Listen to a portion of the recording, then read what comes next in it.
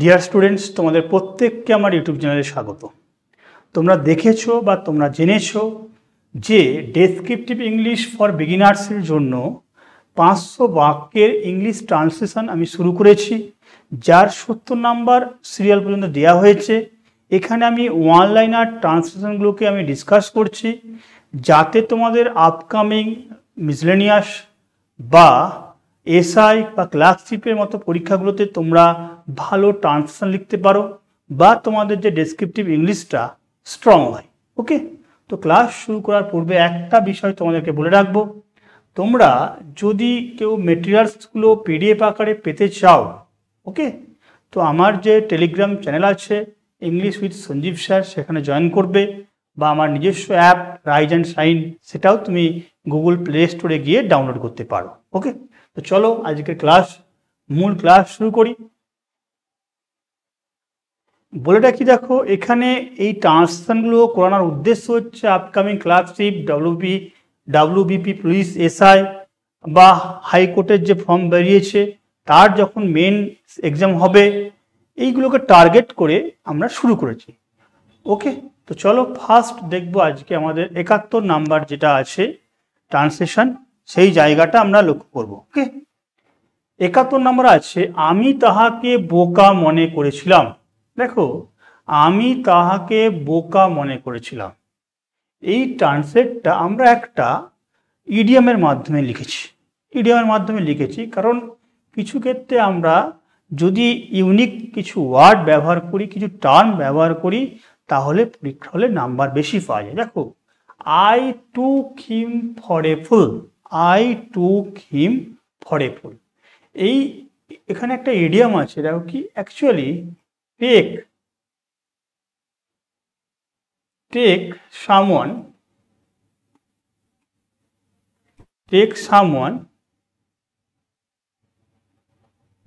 For a fool, এই যে ইডিয়ামটা take someone, এখানে আমরা কাউকে বোকা বলে বিবেচনা করা বা ভেবে নেওয়া, এই ক্ষেত্রে ইডিয়ামটা ব্যবহার করে থাকি। যেহেতু এখানে মনে করেছিলাম আছে না, এই মনে করেছিলাম যেহেতু টার্মটা আছে মানে পাস্ট টেন্স, এই জন্য টেক থেকে আমরা কি V2 ফর্ম টেকেন, তো পাস্ট টেন্স বা টেকের পাস্ট ফর্মটা আমরা ব্যবহার করেছি টুক হিসাবে, তাহলে I took him for a full. Okay, next, তুমি কি আমার সাথে যাবে? দেখো এখানে বলে তুমি কি আমার সাথে যাইবে, জিজ্ঞাসা চিহ্ন আছে।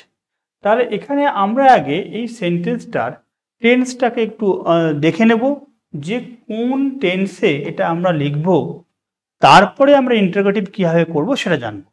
দেখো, তুমি কি আমার সাথে যাইবে, তার মানে এখনো এই কাজটা হয়নি, হবে ফিউচার।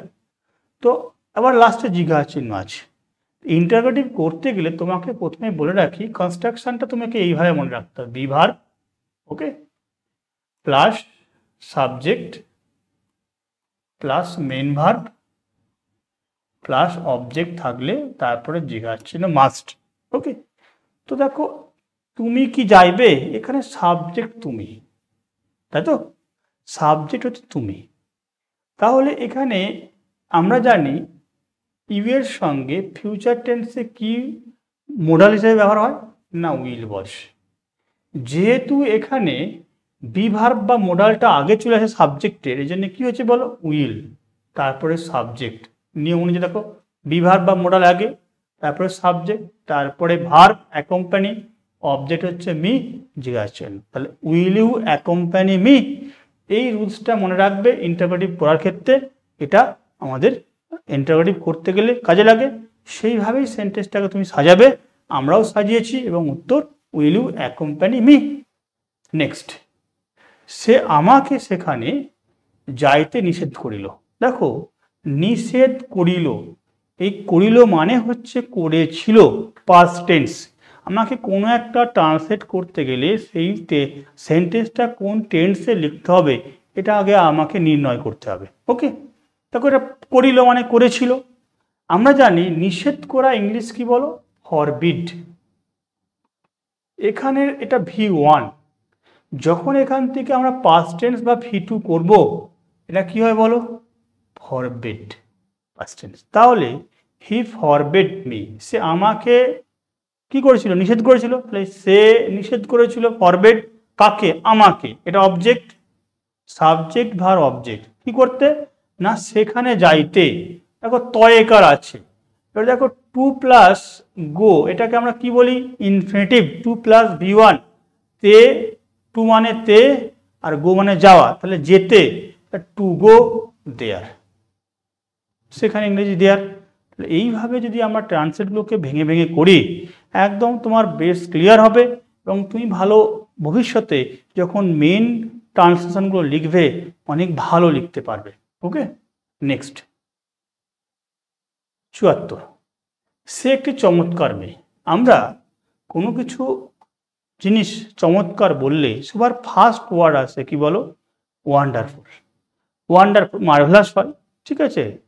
তো এক্ষেত্রে দেখো আমরা ওয়ান্ডারফুল ওয়ার্ডটাই ব্যবহার করেছি। তাহলে সে একটি চমৎকার মেয়ে, যেহেতু এখানে মেয়ে বলেছে তাহলে আমাদের সাবজেক্ট হি নয় সি হবে, সি।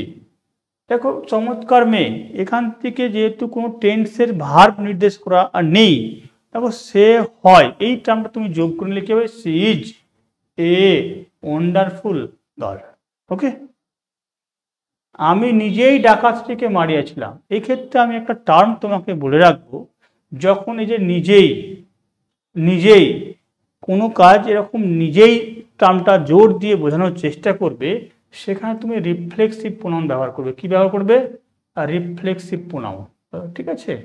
রিফ্লেক্সিভ প্রোনাউন মানে কি না, প্রোনাউনের সাথে সেলফ বা সেলফস যোগ হবে।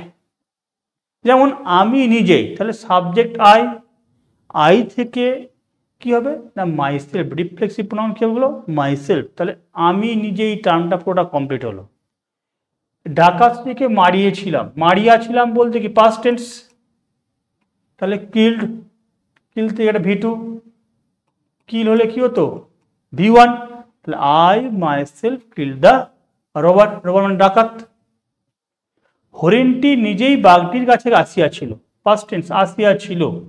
ওকে, তাহলে দেখো দা ডিয়ার মানে ইউজ করে দা ডিয়ার, কিন্তু এখানে তো ব্যক্তি নয়, ব্যক্তি বাদে মানুষ বাদে যখন অন্য কিছু হচ্ছে, পশু হচ্ছে, আমরা দেখো সেলফটা কি করছি, ইট। কারণ বস্তু বা আদার্সের ক্ষেত্রে আমরা কি করি, যদি একটা জিনিস হয় ইট ব্যবহার করি, ইহা বুঝাই তো। তাহলে যখন আমরা রিফ্লেক্সিভ ব্যবহার করবো ইট সেলফ হবে। তাহলে দ্য ডিয়ার ইট সেলফ আসিয়া ছিল বাঘটির কাছে, কেম টু দ্য টাইগার, কাম থেকে এটা V2। ওকে, কে কাম থেকে কি হয়েছে বলো, কাম থেকে কেম হয়েছে, ক্লিয়ার। তাহলে came to the tiger. Next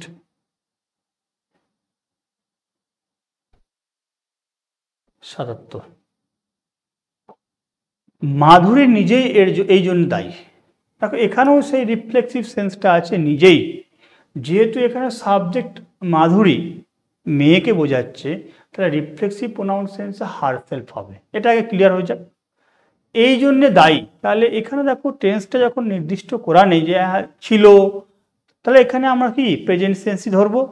Madhuri herself is, the English কি রেসপন্সিবল, এই জন্য, জন্য ইংলিশ কি ফর, এটা হচ্ছে জন্য সেন্স।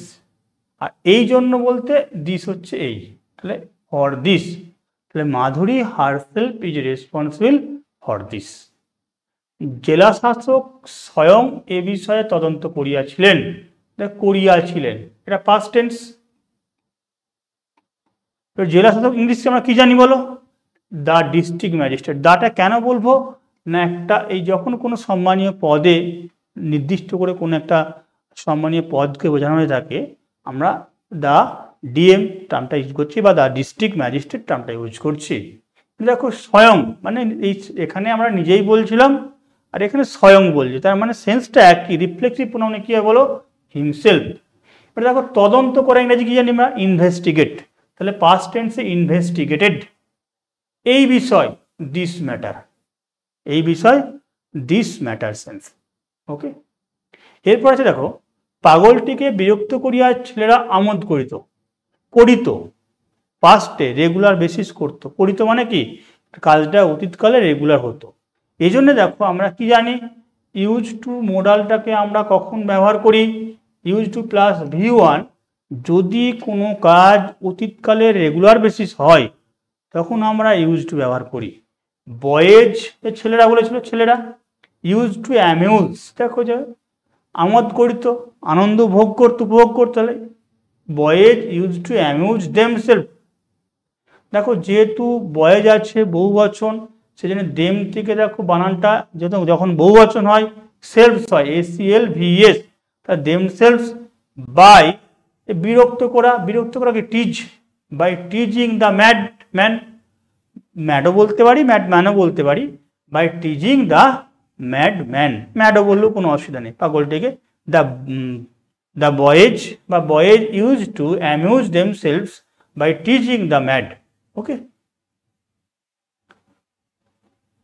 সুযোগটি গ্রহণ করি, এই সেন্টেন্সটা আমি একটু ডিটেলস বলবো, এই কারণে এখানে দেখো সুযোগটি গ্রহণ করিও, এখানে ভার্ব দিয়ে সেন্টেন্সটা শুরু হচ্ছে। তার মানে যখন আমরা কোনো সেন্টেন্স ভার্ব দিয়ে শুরু করি তাকে আমরা কি বলি বলো, ইম্পারেটিভ। মানে কি না, এখানে ইউ বা সাবজেক্ট উজ্জ থাকে, অ্যাকচুয়ালি এখানে ইউ আছে, ওকে, ইউটা উজ্জ আছে, বললাম ইউ উজ্জ আছে, এবং ডাইরেক্ট V1 দিয়ে শুরু হচ্ছে। অ্যাভেল মানে সুযোগটা নেয়া, গ্রহণ করা, সুবিধা ভোগ করা, তাহলে অ্যাভেল ইউর সেলফ। এই যে ইউটা উজ্জ আছে, তুমি বলো স্যার সাবজেক্ট নেই কিন্তু রিফ্লেক্সিভ প্রোনাউন ইউর সেলফ কেন হলো? অ্যাকচুয়ালি প্রতিটা ইম্পারেটিভ সেন্টেন্সে কি হয়, সাবজেক্ট প্রথমে উজ্জ থাকে। যেমন আমি তোমাকে বললাম ওপেন দ্য বুক, বইটা খোলো। দেখো এখানে আমি তোমাকে আদেশ করছি যে এখানে এই ইউটা তুমি বইটা খোলো, এই ইউটা উজ্জই থাকবে, শুধুমাত্র কি হবে, V1 দিয়ে হবে। তাহলে এই জন্য রিফ্লেক্সিভ প্রোনাউনে ইউর সেলফ হয়েছে। অফ দ্য অপরচুনিটি, সুযোগ মানে অপরচুনিটি। আমরা নিজেরাই অঙ্কটা কষিয়াছিলাম, ফার্স্ট টেন্সে কষিয়াছিলাম। দেখো উইয়ের সঙ্গে রিফ্লেক্সিভ প্রোনাউন নিজেরাই সেন্সে কি, আমরাই, আওয়ার সেলফস, বহুবচন সেন্স আছে বলে আওয়ার সেলফস। সমাধান করা বা সলভ করাও বলতে পারতাম, বা ওয়ার্ক আউট হচ্ছে গ্রুপ ভার্ব, যার সেন্স কি বলো, সলভ দ্য সাম। ওকে, একজন সবাইকে সন্তুষ্ট করতে পারে না, তাহলে এটা কিন্তু আমরা জানি যে একটা মানুষের পক্ষে কখনো সবাইকে সন্তুষ্ট করা সম্ভব হয় না। তাহলে পারে না যখন বলেছে কি, একজন সবাইকে সন্তুষ্ট করতে পারে না, তাহলে পারে না ইংরেজি আমরা ক্যান। ক্যান মানে কি জানি বলো, ক্যান মানে জানি পারা, পারে না ক্যান নট। ওকে, সন্তুষ্ট করা ইংরেজি কি না, প্লিজ। আর একটা বিষয় মনে রাখবে, যে কোনো মোডালের পরে কি বসে, V1 বসে। ক্যানের পরে কি হয়েছে বলো, তো একজন সেন্সে এখানে ওয়ানটাকে ব্যবহার করা হয়েছে, যেটা ইউনিভার্সাল সেন্স সাবজেক্ট হিসেবে ক্যারি করছে, যে কেউ মানে আমি, তুমি, XYZ, one can not please everybody, প্রত্যেককে একজন খুশি করতে কখনোই পারবে না। ক্লিয়ার? নেক্সট, কেউ তোমাকে সাহায্য করিবে না। দেখো কেউ তোমাকে সাহায্য করিবে না, তার মানে এই সেন্সটা ফিউচার সেন্স রেখেছে, কেউ করবে না, ভবিষ্যতেও কেউ করবে না। নান মানে কে, কেউ না সেন্সে মানে কি, নো ওয়ান, যেটাকে আমরা বলছি কেউ না সেন্সে উইল হেল্প ইউ। যা কিছুই চকচক করে তাহাকে শোনা নয়, মানে তাহাই শোনা নয়, মানে অ্যাকচুয়ালি সেন্সটা চকচক করলেই শোনা নয়। এটা আমরা পড়েছি প্রবাদ বাক্যের মতো, যে all that glitters, দেখো all that glitters is not gold, all that glitters, ঠিক আছে, is not gold, এটা প্রবাদ বাক্যের মতো চলে। চোখ বুঝলেই অন্ধকার, তার মানে চোখ বুঝলে বন্ধ করলেই আমরা কি, অন্ধকার। তাহলে all will be dark, সব কিছু অন্ধকার হবে। কন্ডিশন কখন, একটা কন্ডিশনাল সেন্স দেখো, when you close your eyes, এটা আমরা অন্যভাবে লিখতে পারি, all will be dark if we close our eyes, এটা ইউ দিয়েও বলতে পারি, আবার উই দিয়েও কমন সেন্স বা ইউনিভার্সাল সেন্স অ্যাপ্লাই করে, যে আমরা চোখ বন্ধ করলেই সব অন্ধকার দেখি। all will be dark when you close your eyes, আর যদি উই করি আমরা, উই ক্লোজ our আইজ। ওকে, এটা খেয়াল রাখবো আমরা যে এখানে আমরা 85 পর্যন্ত সেন্টেন্সকে আলোচনা করলাম। এর পরের ভিডিওতে তোমরা পাবে 86 থেকে 100। এই সিরিজটা 500 পর্যন্ত কন্টিনিউ হতে থাকবে। এরপরে আমরা প্যাসেজ ট্রান্সলেশনে আসবো, কিন্তু এটা তোমাদের বেসকে গঠন করে দিচ্ছে। কিন্তু এটাও মনে রাখবে যে গত এসআই পরীক্ষায় কিন্তু এই ওয়ানলাইনার হিসাবে তোমাকে দিয়েছিল। সুতরাং তোমরা এটাকে খুব সিরিয়াসলি ফলো করো, যাতে তুমি ইন ফিউচার ভালো ট্রান্সলেশন লিখতে পারো। ওকে, ধন্যবাদ।